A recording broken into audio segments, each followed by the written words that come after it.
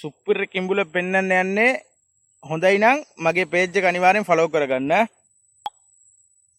මෙතන කිඹුලෙක් යට වුණා. ඉතින් අරහේ ඉඳන් ආවේ.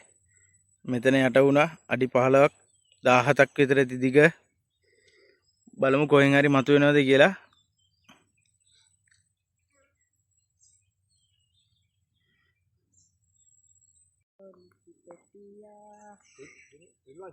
කොහමද වන්නේ guys? අඩි 15ක් විතර ඇති.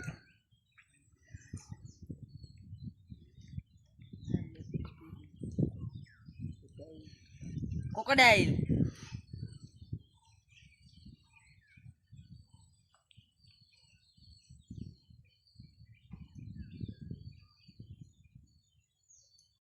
කොහමද බාන්නේ?